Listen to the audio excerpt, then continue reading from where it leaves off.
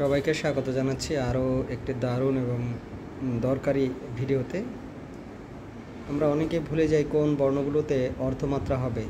এর জন্য একটি সেরা টেকনিক, অর্ধমাত্রার বর্ণগুলো মনে রাখার একটা সেরা টেকনিক হলো গাধা শেখে ঋণ প্রথা। অর্থাৎ